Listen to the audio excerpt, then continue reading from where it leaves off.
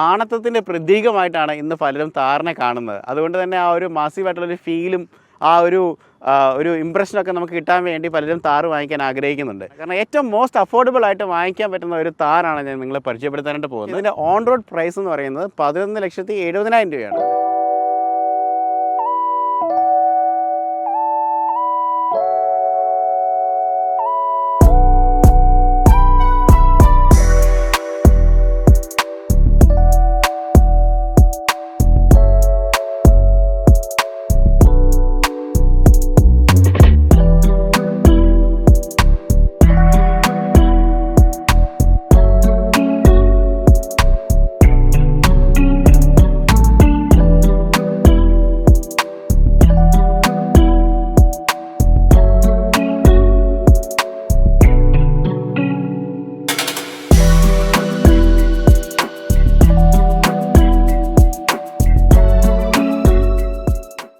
എല്ലാ പ്രിയ കൂട്ടുകാർക്കും നമസ്കാരം. റൊമേഷയുടെ ഏറ്റവും പുതിയ എപ്പിസോഡിലേക്ക് സ്വാഗതം. ഓരോ കാലഘട്ടത്തിൽ ഓരോ ആഗ്രഹങ്ങളും ഇഷ്ടങ്ങളുമാണ്. നമ്മളിപ്പോൾ വാഹനങ്ങളുടെ കാര്യം എടുത്ത് പറയുകയാണെന്നുണ്ടെങ്കിൽ നമ്മൾ വളരെ ചെറുപ്പകാലങ്ങളിലൊക്കെ ആണെങ്കിൽ കൂടുതലും 2 വീലേഴ്സിനോടായിരിക്കും പലർക്കും ഇഷ്ടമെന്ന് പറയുന്നത്. അങ്ങനെ വരുവാണെങ്കിൽ ഒരു റോയൽ എൻഫീൽഡ് അല്ലെങ്കിൽ ഒരു ബുള്ളറ്റ് സ്വന്തമായിട്ട് വാങ്ങിക്കുകയും അത് കൊണ്ടു നടക്കണമെന്നൊക്കെയാണ് പലരുടെ ആഗ്രഹം എന്ന് പറയുന്നത്. ഇനി കുറച്ചുകൂടെ വലിയതായിട്ട് അല്ലെങ്കിൽ കുറച്ചുകൂടെ നമുക്ക് ഒരു ഏജൊക്കെ വന്നു കഴിയുമ്പോൾ അല്ലെങ്കിൽ ഒരു 4 വീലറിനോട് അത്രയും ഇഷ്ടം തോന്നുന്നൊരു സമയമാണെന്നുണ്ടെങ്കിൽ ചെറുപ്പക്കാരുടെ അല്ലെങ്കിൽ ഒരുമാതിരിപ്പെട്ട ആൾക്കാരുടെ എല്ലാം ഉള്ളിലെ ഒരു പാഷൻ എന്ന് പറയുന്നത് മഹീന്ദ്രയുടെ താറ് പോലെ ഒരു വാഹനം, ഒരു 4 വീലർ ഡ്രൈവ് വാഹനമോ അല്ലെന്നുണ്ടെങ്കിൽ മാസീവായിട്ടുള്ളൊരു വാഹനം കൊണ്ടു നടക്കുക എന്നുള്ളതാണ്. അപ്പം പലരുടെയും ജീവിതത്തിൽ ആഗ്രഹമാണ് ഒരു താറ് സ്വന്തമാക്കുക എന്നുള്ളത്. ശരിക്കും പറഞ്ഞാൽ ഇതൊരു പക്ക ഒരു ഫാമിലി കാറാണെന്ന് ഉപയോഗിച്ച് അങ്ങനെയൊന്നും പറയാൻ പറ്റില്ല. പക്ഷേ ഒരു ആണത്തത്തിൻ്റെ പ്രതീകമായിട്ടാണ് ഇന്ന് പലരും താറിനെ കാണുന്നത്. അതുകൊണ്ട് തന്നെ ആ ഒരു മാസീവായിട്ടുള്ളൊരു ഫീലും ആ ഒരു ഇംപ്രഷനൊക്കെ നമുക്ക് കിട്ടാൻ വേണ്ടി പലരും താറ് വാങ്ങിക്കാൻ ആഗ്രഹിക്കുന്നുണ്ട്.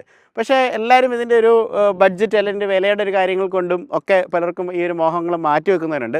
എന്നാൽ അവർക്ക് വേണ്ടിയുള്ളൊരു വീഡിയോ ആണ്. കാരണം ഏറ്റവും മോസ്റ്റ് അഫോർഡബിൾ ആയിട്ട് വാങ്ങിക്കാൻ പറ്റുന്ന ഒരു താറാണ് ഞാൻ നിങ്ങളെ പരിചയപ്പെടുത്താനായിട്ട് പോകുന്നത്.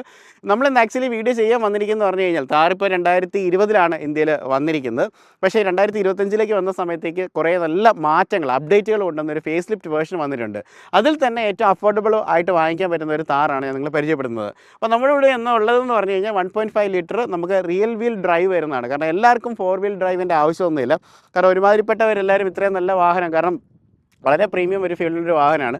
ഇത് വാങ്ങിച്ച് എല്ലാവരും ചെളിയിലേക്കും അല്ലെങ്കിൽ ഓഫ് റോഡിൽ നിന്നും പോകാറില്ല. അല്ലെങ്കിൽ വർഷത്തിൽ ഒരിക്കൽ മാത്രമേ നമ്മൾ ഈ ഒരു പരിപാടികളൊക്കെ പലരും പോകാറില്ല. അല്ലെങ്കിൽ അതുപോലെ പലരും ഓഫ് റോഡ് ക്ലബ്ബുകളിലൊക്കെ ഉള്ളിൽ പങ്കെടുക്കുന്നവരൊക്കെ ആയിരിക്കും ഈ മാസത്തിൽ 2 മാസം കൂടുമ്പോഴൊക്കെ ഒരു ഡ്രൈവിന് വന്നത്. മിക്കവരും ഉപയോഗിക്കുന്നത് സിറ്റി യൂസിന് വേണ്ടിയാണ്. അപ്പോൾ അങ്ങനെയുള്ളവർക്കും വാങ്ങിക്കാൻ പറ്റുന്ന ഒരു അടിപൊളി ഒരു വാഹനമാണ്. പിന്നെ ഇത് ഏറ്റവും മോസ്റ്റ് അഫോർഡബിൾ ആണെന്ന് പറയുന്നതിൻ്റെ കാരണം എന്ന് വെച്ച് കഴിഞ്ഞാൽ ഈ ഒരു വാഹനത്തിൻ്റെ പ്രൈസ് ഓൺ റോഡാണ് കേട്ടോ പറയുന്നത്. എക്സ്ഷോറൂം അല്ല. എക്സ്ഷോറൂം പ്രൈസ് എന്ന് പറഞ്ഞാൽ 10 ലക്ഷത്തിന് താഴെയാണ്, 9.99 ആണ്. പക്ഷേ ഇതിൻ്റെ ഓൺ റോഡ് പ്രൈസ് എന്ന് പറയുന്നത് 11,70,000 രൂപയാണ്. അത് ചില ഡീലർഷിപ്പുകളിൽ വരുമ്പോൾ അങ്ങോട്ടും ഇങ്ങോട്ടൊക്കെ ചെറിയ മാറ്റങ്ങൾ വരും. എങ്കിൽ പോലും നമുക്കൊരു 11.5 ലക്ഷം രൂപ, ചില ഡിസ്കൗണ്ടൊക്കെ കിട്ടി 11.5 ലക്ഷം രൂപയ്ക്കൊക്കെ നമുക്ക് ഈ വാഹനം സ്വന്തമാക്കാൻ പറ്റുമെന്നുള്ളതാണ്. അപ്പോൾ ഇനിയും നിങ്ങൾക്ക് ആർക്കെങ്കിലും ആഗ്രഹങ്ങളുണ്ടെന്നുണ്ടെങ്കിൽ, താറ് വാങ്ങിക്കണമെന്ന് ആഗ്രഹങ്ങളുണ്ടെന്നുണ്ടെങ്കിൽ തീർച്ചയായിട്ടും നമുക്ക് കൺസിഡർ ചെയ്യാൻ പറ്റുന്ന ഒരു വാഹനമാണ്. അപ്പോൾ നമ്മൾ ഇന്ന് ഈ ഒരു വാഹനത്തിൻ്റെ പ്രത്യേകതകളും പുതുതായിട്ട് 2025 ഫേസ് ലിഫ്റ്റിൽ വന്ന മാറ്റങ്ങളുമാണ് നമ്മൾ പറയാനായിട്ട് നമ്മൾ പോകുന്നത്. അപ്പം താറിനെക്കുറിച്ച് ഞാൻ കൂടുതൽ ഹിസ്റ്ററി ഒന്നും പറയേണ്ട ഒന്നും ആവശ്യമൊന്നുമില്ല. കാരണം എന്ന് വെച്ച് കഴിഞ്ഞാൽ പലരും പല വീഡിയോസിലൊക്കെ നമ്മളിതിന് മുമ്പ് ചെയ്യുമ്പോഴും എല്ലാവരും പറയുന്നുണ്ട് താറ് ശരിക്കും പറഞ്ഞാൽ ജീപ്പ് റാംഗ്ലറിൻ്റെ അല്ലെങ്കിൽ ജീപ്പിൻ്റെ കോപ്പിയാണ്, അപ്പോൾ ഒരു കോപ്പി കാറ്റ് ഐറ്റം എന്നൊക്കെ പറയാറുണ്ട്. പക്ഷേ നമ്മൾ അങ്ങനെ നോക്കുകയാണെങ്കിൽ പോലും ലൈക്ക് നമ്മൾ നോക്കട്ടെ, നമുക്കൊരു അഫോർഡബിൾ ആയിട്ടൊരു വെഹിക്കിൾ ഒരു 4 വീൽ അല്ലെങ്കിൽ 4 വീൽ ഡ്രൈവ് കേപ്പബിലിറ്റി ഒരു വെഹിക്കിൾ കിട്ടണമെന്ന് പറഞ്ഞു കഴിഞ്ഞാൽ ലൈക്ക് ജീപ്പ് റാംഗ്ലറിൻ്റെ വില എവിടെ കിടക്കുന്നു, നമുക്ക് ഏറ്റവും മോസ്റ്റ് അഫോർഡബിൾ ആയിട്ട് കിടക്കുന്ന ഈ വാഹനത്തിൻ്റെ വില എവിടെ കിടക്കുന്നു. പിന്നെ അങ്ങനെ ചുമ്മാ ഒന്നും ഒരു കോപ്പി കാറ്റ് എന്ന് പറഞ്ഞു കഴിഞ്ഞാൽ അങ്ങനെ മഹീന്ദ്രയെ സമ്മതിക്കാൻ തയ്യാറല്ല. 1939 രണ്ടാം ലോക മഹായുദ്ധം നടക്കുന്നത്. ആ സമയത്താണ് ജീപ്പ് പോലൊരു വെഹിക്കിൾ ഇൻവെൻ്റ് ആകുന്നത്. കാരണം വില്ലീസ് അങ്ങനെയാണ് ഒരു വാഹനം കൊണ്ടുവരുന്നത്. കാരണം ഏത് ടെറൈനിലും സഞ്ചരിക്കാനായിട്ട് പറ്റണം. അപ്പോൾ അതൊരു അമേരിക്കൻ പറഞ്ഞെന്ന് പറഞ്ഞാൽ ഇതിൽ ലീതൽ ആയിട്ടുള്ളൊരു വെപ്പനാണെന്ന് പറഞ്ഞു. കാരണം വളരെ പവർഫുൾ ആയിട്ടുള്ള തോക്കുകളെ പോലെ തന്നെ ഏത് ടെറൈനിലേക്ക് ആൾക്കാരെ കൊണ്ടുപോകാൻ പറ്റുന്ന ഒരു വാഹനമായിട്ടാണ് ജീപ്പ് അന്ന് അവരുണ്ടാക്കിയെടുത്തത്. അപ്പോൾ വില്ലീസാണ് ജീപ്പ് ഉണ്ടാക്കിയെടുത്തത്. മഹീന്ദ്രയെ ആലോചിച്ച് വയ്ക്കുക, സ്വാതന്ത്ര്യത്തിന് മുമ്പ് 1945 തന്നെ മഹീന്ദ്ര എന്ന് പറഞ്ഞൊരു കമ്പനി, മുഹമ്മദ് അൻ മഹീന്ദ്ര എന്ന് പറഞ്ഞൊരു കമ്പനി ഫോം ആവുകയാണ്. അങ്ങനെ വില്ലീസുമായിട്ടുള്ളൊരു ടൈപ്പിൽ അവർ ഇന്ത്യയിൽ ജീപ്പ് നിർമ്മിക്കുകയാണ്. അന്ന് മുതൽ ഒരു കരാറുണ്ട്. കാരണം എന്ന് വെച്ച് കഴിഞ്ഞാൽ ആ ഡിസൈൻസ് അവർക്ക് അഡോപ്റ്റ് ചെയ്യാൻ പറ്റും എന്നുള്ളൊരു കാര്യം. അപ്പോൾ ഈ ഒരു വാഹനം കൊണ്ടുവന്നപ്പോഴും അല്ലെങ്കിൽ റോക്സ് വന്ന സമയത്ത് സമയത്തും ഒക്കെ ഈ ജീപ്പ് അല്ലെങ്കിൽ സ്റ്റെലാൻഡിസ് ആണ് ഇവരുടെ ഒരു മദർ കമ്പനി എന്ന് പറയുന്നത്. അവർ ഇവരെ കേസിന് പോവുകയൊക്കെ ചെയ്തു. പക്ഷേ ഇന്ത്യയിൽ മഹീന്ദ്ര കേസ് വിജയിച്ചു. പക്ഷേ ഓസ്ട്രേലിയയിൽ നിർഭാഗ്യവശാൽ അത് അംഗീകരിച്ചില്ല. അതുകൊണ്ട് നമുക്ക് അവിടെ ആ ഒരു വാഹനം വിൽക്കാനായിട്ട് സാധിക്കുന്നില്ല. അപ്പോൾ അങ്ങനെ ഒരുപാട് ഡിമാൻഡിങ് ആയിട്ടുള്ള ഒരു വെഹിക്കിളാണ് നമ്മുടെ ഈ ഒരു ഥാർ എന്ന് പറയുന്നത്. അപ്പം നമ്മൾ ഈ പുതുതായിട്ട് വരുന്ന താറിലേക്ക് വന്നപ്പോൾ എന്തൊക്കെ മാറ്റങ്ങളാണ് വന്നതെന്ന് നോക്കാം. കാരണം വെച്ച് കഴിഞ്ഞാൽ മാറ്റങ്ങൾ എന്ന് പറയുമ്പം ലൈക്ക് നേരത്തെ വന്ന താറ് കാണാൻ ഒത്തിരി മാസികമാണെങ്കിലും ചില പ്രാക്ടിക്കലായിട്ടുള്ള ചില ബുദ്ധിമുട്ടുകൾ ആ വാഹനത്തിനകത്ത് ഉണ്ടായിരുന്നു. അപ്പോൾ അതൊക്കെ ഇപ്പം ഞാൻ പറഞ്ഞില്ലേ, എല്ലാവരും ഓഫ് റോഡേഴ്സ് അല്ലല്ലോ. ഈ ഓഫ് റോഡ് വാഹനങ്ങൾക്കകത്ത് കൂടുതൽ ഗിമിക്സിൻ്റെ ഒന്നും ആവശ്യമില്ല. കാരണം മെക്കാനിക്കലായിരിക്കും എപ്പോഴും നല്ലതെന്ന് പറഞ്ഞു കഴിഞ്ഞാൽ. പക്ഷേ ഇപ്പം ഇത് കുറച്ച് സിറ്റി യൂസിലേക്ക് പോകുന്നതുകൊണ്ട് കുറച്ചുകൂടെ ഒരു കൺവീനിയൻസ് ആവശ്യമുണ്ടെന്ന് പറഞ്ഞുകൊണ്ട് ഇവർ ഈ കസ്റ്റമേഴ്സിനെ കുറേ ഫീഡ്ബാക്ക് എടുത്തപ്പോഴത്തേന് അവർ പറഞ്ഞ കുറച്ച് കാര്യങ്ങൾ ഇംപ്ലിമെൻറ്റ് ചെയ്തിട്ടുണ്ട്. അപ്പോൾ അതെന്തൊക്കെയാണെന്ന് നമുക്ക് മെയിനായിട്ട് നമുക്ക് നോക്കാം. അപ്പം മെയിനായിട്ട് ഈ 2025 വരുന്ന സമയത്ത് ഫേസ് ലിഫ്റ്റിലേക്ക് വരുന്ന സമയത്ത് മാറ്റങ്ങൾ നമുക്ക് നോക്കാം. അതിനകത്ത് പ്രധാനമായിട്ട് 2 പുതിയ കളേഴ്സ് കൊണ്ടുവന്നിട്ടുണ്ടെന്നുള്ളതാണ്. ഒന്ന് ടാങ്കോ റെഡ് എന്ന് പറഞ്ഞ ഒരു പുതിയ കളറാണ്. ഇപ്പോൾ റോക്സിനൊക്കെ വരുന്ന ടൈപ്പ് ഒരു അടിപൊളി റെഡാണ്. നേരത്തെ ഉണ്ടായിരുന്ന റെഡ് ഡിസ്കണ്ടിന്യൂ ചെയ്തിട്ടുണ്ട്. അതുപോലെ ഒരു ബാറ്റിൽ ഷിപ്പ് ഗ്രേ എന്ന് പറയുന്ന ഒരു ഗ്രേ കളർ ഭയങ്കര ഡിഫറൻ്റ് ആയിട്ട് നമ്മൾ ഈ ടാറ്റയുടെ കർവ് EVയുടെ ഒരു സിഗ്നേച്ചർ കളറായിട്ട് വന്നില്ല, അതുപോലെ ഇരിക്കുന്ന ഒരു ഗ്രേ കളറാണ് വന്നിരിക്കുന്നത്. ഈ 2 കളേഴ്സാണ് മെയിനായിട്ട് വന്നിരിക്കുന്നത്. ഇത് നമ്മുടെ കൂടെ ഉള്ളതെന്ന് പറഞ്ഞാൽ ഡീപ് ഫോറസ്റ്റ് എന്ന് പറഞ്ഞ ഒരു കളറാണ്. പച്ച കളറാണ്, ലൈക്ക് സാധാരണ പച്ചയല്ല, നമ്മൾ ചാണകപ്പച്ച എന്നൊക്കെ പറയില്ല, ആ ഒരു കളറിലാണ് ഈ ഒരു വാഹനത്തിൻ്റെ കളേഴ്സ് വന്നിരിക്കുന്നത്. അപ്പം ഇതിന് ഫേസ് ലിഫ്റ്റിലേക്ക് വരുന്ന സമയത്താണെങ്കിലും കോസ്മെറ്റിക്കലായിട്ടുള്ള വലിയ ചേഞ്ചസ് ഒന്നും വന്നിട്ടില്ല, ചെറിയ വ്യത്യാസങ്ങളെ വന്നിട്ടുള്ളൂ. പ്രധാനമായിട്ടും ഞാൻ നേരത്തെ പറഞ്ഞില്ല, മൊത്തത്തിൽ 6 കളേഴ്സിലാണ് 2 കളേഴ്സ് പുതുതായിട്ട് വന്നിരിക്കുന്നത്. അപ്പോൾ ഇതിനകത്ത് ആദ്യത്തെ മാറ്റം എന്ന് പറയുന്നത് ഇതിൻ്റെ ഗ്രില്ലുകളാണ്. ഇതിപ്പോൾ എന്ന് പറഞ്ഞാൽ ഒരു സ്ലോട്ടഡ് ആയിട്ട് വരുന്ന ഗ്രില്ലുകളായിട്ടാണ് വാഹനത്തിനകത്ത് വന്നിരിക്കുന്നത്. അത് ബോഡി കളറിലേക്ക് മാറ്റിയിട്ടുണ്ടെന്നുള്ളതാണ്. നേരത്തെ എന്ന് പറഞ്ഞാൽ ബ്ലാക്ക് കളറിലായിരിക്കും ഈ ഗ്രിൽസ് വന്നിട്ടുണ്ടാവുക. ഇപ്പോൾ ഇത് ബോഡി കളറിലേക്ക് മാറ്റിയിട്ടുണ്ട്. അതാണ് പ്രധാനമായിട്ടുള്ള വ്യത്യാസം. പിന്നെ എന്ന് പറഞ്ഞാൽ ഹണികോമ്പിൻ്റെ ഒരു ഗ്രിൽസ് ഇവിടെ ഒരു നെറ്റ് ഇവിടെ കൊടുത്തിട്ടുണ്ട്. അത് നമുക്കവിടെ കാണാനായിട്ട് നമുക്ക് സാധിക്കും. പിന്നെ അടുത്ത പ്രകടമായിട്ടുള്ളൊരു മാറ്റം എന്ന് പറഞ്ഞു കഴിഞ്ഞാൽ, അതായത് നമ്മൾ താർ ഇറങ്ങുന്ന സമയത്ത് ആദ്യമായിട്ട് താർ ഇങ്ങനെ വരുന്ന സമയത്ത് അതിൻ്റെ ബമ്പേഴ്സ് ഇങ്ങനെ ഡ്യുവൽ ടോണിലാണ് വന്നുകൊണ്ടിരുന്നത്. അതായത് ബ്ലാക്കും ഇതുപോലെ ഒരു സിൽവർ ഗ്രേ ഫിനിഷിലുമാണ് ഒരു ബമ്പർ വന്നുകൊണ്ടിരുന്നത്. പക്ഷേ ഇടയ്ക്ക് അത് മാറ്റിയിട്ടുണ്ടായിരുന്നു. പക്ഷേ വീണ്ടും അത് തിരിച്ചിവിടെ കൊണ്ടുവന്നിട്ടുണ്ടെന്നുള്ളതാണ് ഒരു പ്രത്യേകത എന്ന് പറയുന്നത്. പിന്നെ വേറെ ചേഞ്ചസ് ഒന്നും വരുത്തിയിട്ടില്ല. ഹെഡ് ലാംപ്സ് ഒക്കെ അങ്ങനെ നിലനിർത്തിയിട്ടുണ്ട്. പിന്നെ എല്ലാവരും വിചാരിച്ചു ഒരു LED DRLs വരുമായിരിക്കും, കാരണം പുതിയ ഫേസ് ലിഫ്റ്റ് എന്നൊക്കെ പറയുമ്പോൾ നമ്മൾ കാണുന്നത് അങ്ങനെയാണല്ലോ. പക്ഷേ അങ്ങനത്തെ സംഭവങ്ങളൊന്നും കൊണ്ടുവന്നിട്ടില്ല. ഇപ്പോഴും ഇതിനകത്ത് ഹാലജൻ ആയിട്ടുള്ള ലാംപ്സ് ആണ് കൊടുത്തിരിക്കുന്നത്. പക്ഷേ ഒരു ഓഫ് റോഡ് വെഹിക്കിളിൻ്റെ സംബന്ധിച്ച് പറയുകയാണെങ്കിൽ എനിക്ക് തോന്നുന്നത് LED മഴയത്ത് അത്ര ഒരു സുഖകരമല്ലാത്ത ലൈറ്റാണെന്നാണ് എൻ്റെ ഒരു അഭിപ്രായം. നിങ്ങളുടെ അഭിപ്രായം നിങ്ങൾ താഴെ കമൻറ്റ് വേണം പറയാം. അതുകൊണ്ട് ഓഫ് റോഡ്സിന് പറ്റുന്ന എപ്പോഴും ഹാലജൻ ലൈറ്റ്സ്, ഒരു യെല്ലോയിഷ് ലൈറ്റാണ് എപ്പോഴും നമുക്ക്. വൈറ്റ് ലൈറ്റ് എന്ന് പറയുമ്പം ലൈക്ക് ക്ലിയർ വെതറിലൊക്കെ നല്ല ഇതായിരിക്കും. പക്ഷേ നമുക്ക് ഒരു ഫോഗി ആയിട്ടുള്ള അല്ലെങ്കിൽ ഇച്ചിരി ഇതൊക്കെ വരുവാണെന്നുണ്ടെങ്കിൽ ഒരു യെല്ലോയിഷ് ലൈറ്റാണ് എപ്പോഴും നല്ലത്. അപ്പോൾ ആ ലൈറ്റ്സ് അവിടെ നിലനിർത്തിയിട്ടുണ്ട്.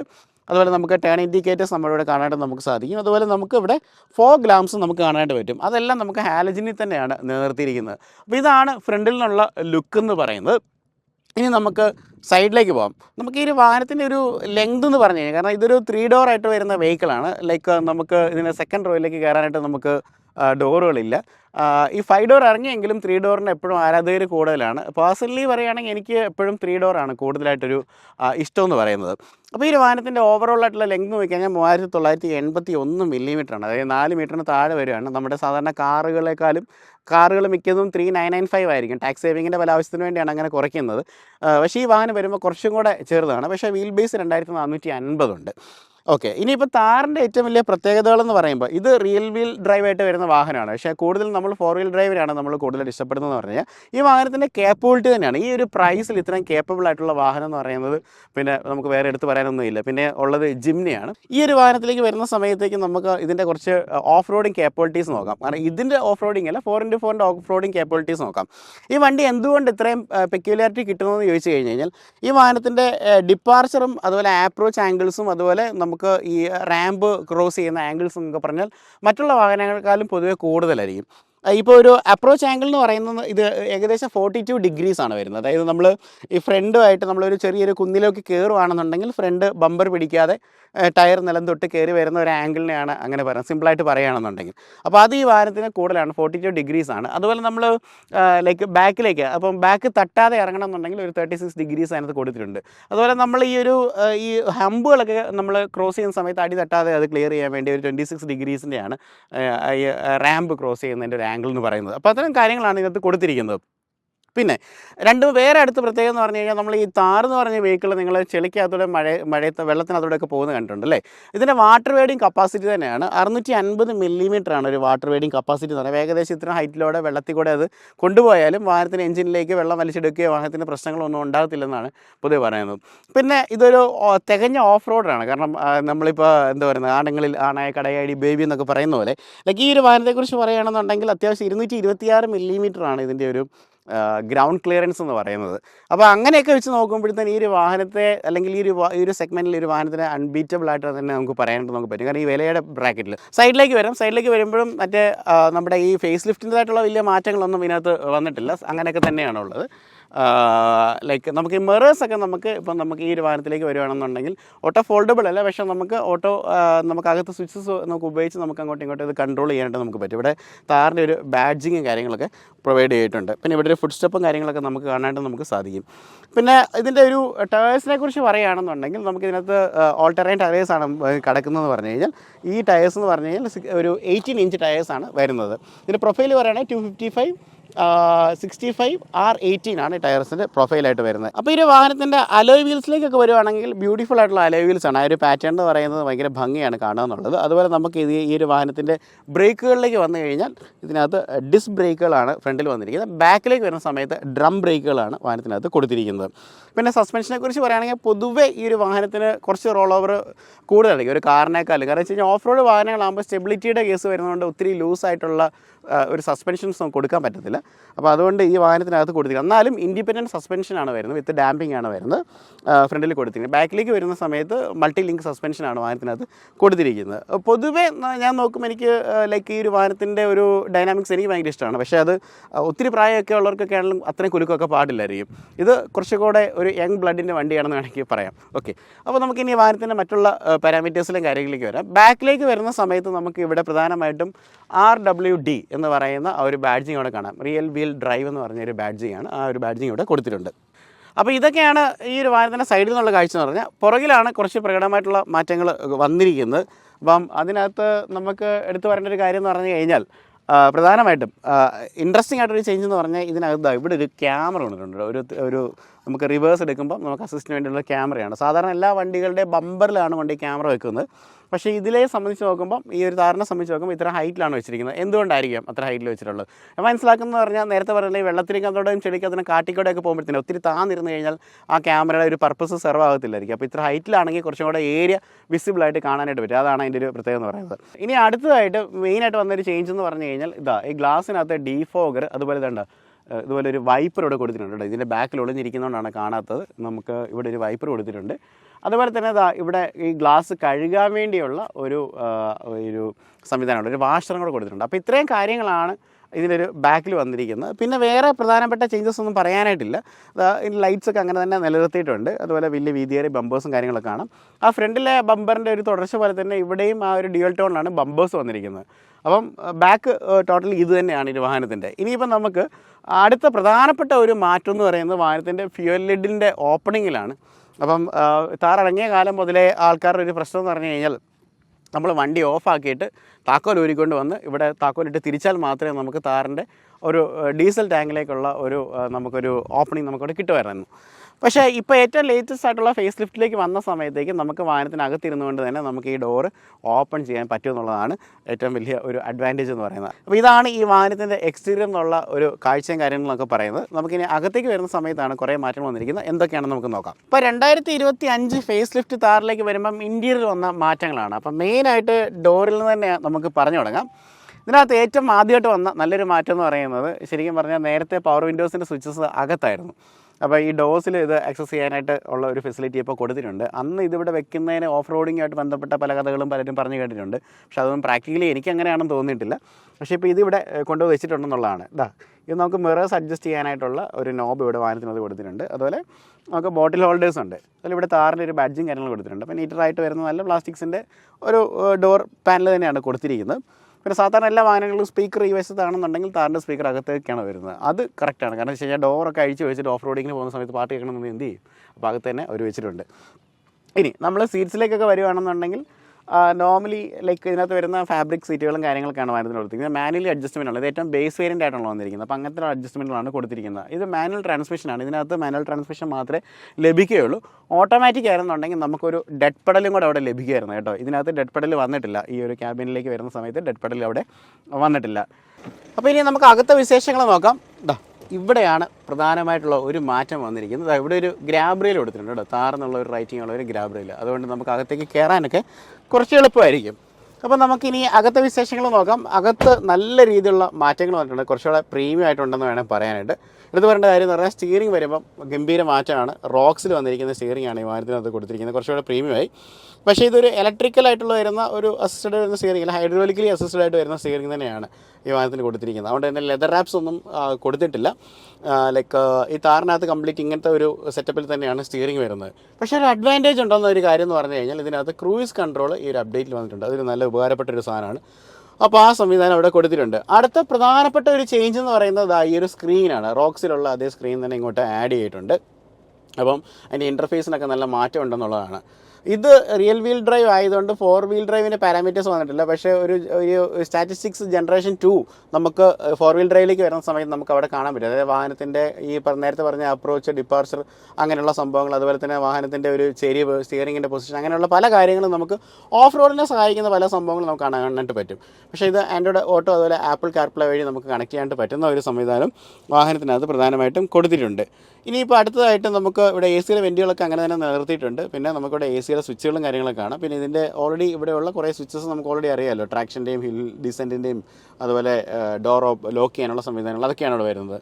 സി പോർട്ട് ചാർജിങ് യൂണിറ്റ്സ് അവിടെ നമുക്ക് കാണാനായിട്ട് നമുക്ക് സാധിക്കും. ഈ ഒരു വേരിയൻറ്റിലേക്ക് വരുന്ന സമയത്ത് നമുക്കൊരു മാനുവൽ ട്രാൻസ്മിഷൻ മാത്രമേ കിട്ടുള്ളൂ. ഒരു 6 സ്പീഡ് മാനുവലാണ് വരുന്നത്. അത് 1.5 ലിറ്റർ ഡീസൽ എഞ്ചിനാണ് ഇത് വരുന്നത്. അതിൻ്റെ പവർ ഫിഗേഴ്സ് നമുക്ക് ആ എഞ്ചിൻ്റെ ബോണ്ട് തുറക്കുന്ന സമയത്ത് ഞാൻ നിങ്ങളോട് പറഞ്ഞു തരാം. പിന്നെ ഈ ഒരു ഏരിയ കംപ്ലീറ്റ് നമ്മൾ നോക്കുകയാണെങ്കിൽ എന്തൊക്കെയോ ഒരു പുതുമ നമുക്ക് ഫീൽ ചെയ്യുന്നുണ്ട്. പിന്നെ ഇത് നോർമലായിട്ട് വരുന്ന ഒരു ARVM ആണ് വാഹനത്തിനകത്ത് കൊടുത്തിരിക്കുന്നത്. 2 സൺവൈസേഴ്സ് കാര്യങ്ങളൊക്കെ നമുക്ക് കാണാനായിട്ട് നമുക്ക് സാധിക്കും. വേറൊരു അപ്ഡേറ്റ് വന്നെന്ന് പറഞ്ഞാൽ നമുക്ക് ഇതെന്ന് പറഞ്ഞാൽ കൺവെർട്ടിബിൾ ആയിട്ടുള്ളൊരു ടോപ്പാണല്ലോ. അപ്പം ഇത് നമുക്ക് അകത്തുനിന്ന് തന്നെ ഇതിൻ്റെ ലാച്ച് അഴിച്ച് നമുക്കിത് മാറ്റാനുള്ള ഒരു സംവിധാനം ഈ വാഹനത്തിനകത്ത് തന്നെ പ്രൊവൈഡ് ചെയ്തിട്ടുണ്ട്. അപ്പോൾ ഇതൊക്കെയാണ് ബേസിക്കലി ഈ ഒരു താറിനകത്ത് വന്നിരിക്കുന്ന ഈ ഒരു വശത്ത് വന്നിരിക്കുന്ന ചേഞ്ചസ് എന്നൊക്കെ പറയുന്നത്. അടുത്തൊരു പ്രധാനപ്പെട്ട മാറ്റം വന്നെന്ന് പറഞ്ഞു കഴിഞ്ഞാൽ ഇവിടെ നമുക്കൊരു ആംറസ്റ്റ് വന്നിട്ടുണ്ട്. ആംറസ്റ്റ് വിത്ത് സ്ലൈഡിങ് ആണ് കേട്ടോ. നമുക്കിത് സ്ലൈഡ് ചെയ്യാൻ പറ്റുന്ന രീതിയിലാണ് ഒരു ആംറസ്റ്റ് നമുക്ക് കൊടുത്തിരിക്കുന്നത്. ഇപ്പോൾ 2 പോർഷൻസ് ആയിട്ട് സ്പ്ലിറ്റ് ആയിട്ട് കൊടുത്തിരിക്കുന്നത്. അപ്പം കൈവച്ചിരിക്കാം. പിന്നെ അകത്തൊരു സ്റ്റോറേജ് സ്പേസും കാര്യങ്ങളൊക്കെ ഉണ്ട്. പിന്നെ ബാക്കിയുള്ള ചേഞ്ചസും കാര്യങ്ങളൊന്നും പറയാൻ എടുത്തൊന്നുമില്ല, നമ്മൾ ഓൾറെഡി കണ്ടിരിക്കുന്ന കാര്യങ്ങളൊക്കെ തന്നെ ഉള്ളൂ. പിന്നെ ഈ സെൻട്രൽ ടണൽ ശരിക്കും പറഞ്ഞാൽ പുതിയതാണ്. അപ്പോൾ ഇതിൽ വന്നൊരു അഡ്വാൻറ്റേജ് എന്ന് പറഞ്ഞു കഴിഞ്ഞാൽ ബാക്കിലേക്കുള്ള AC വെൻറ്റുകൾ കൊടുത്തിട്ടുണ്ട്. അതുപോലെ തന്നെ നമുക്കൊരു സീപോർട്ട് ചാർജിങ് ഉള്ള ഫെസിലിറ്റീസും കാര്യങ്ങളും കൊടുത്തിട്ടുണ്ട്. അപ്പം ഇത്രയും കാര്യങ്ങൾ കൊടുത്തിട്ടാണ് ഈ ഒരു വാഹനം ബ്യൂട്ടിഫുൾ ആക്കിയിരിക്കുന്നത്.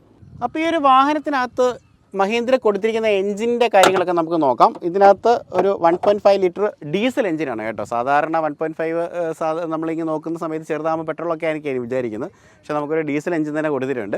D117 ആണ് വരുന്നത്. ഇതിൻ്റെ ഒരു പവർ ഫിഗേഴ്സും കാര്യങ്ങളൊക്കെ നോക്കുകയാണെന്നുണ്ടെങ്കിൽ 117 HP ആണ് ഇതിൻ്റെ ഒരു പവർ ഫിഗേഴ്സ് എന്ന് പറയുന്നത്. അതുപോലെ തന്നെ നമുക്ക് ടോർക്ക് പറയുകയാണെങ്കിൽ 300 Nm ടോർക്കും ഈ വാഹനം ഡെലിവറി ചെയ്യുന്നതാണ്.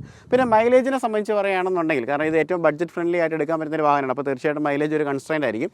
ഈ വാഹനത്തിന് ഒരു 16 കിലോമീറ്റർ വരെ മൈലേജ് കിട്ടുമെന്നാണ് നമുക്കൊരു ഫീഡ്ബാക്ക്സ് നമുക്ക് ലഭിക്കുന്നത്.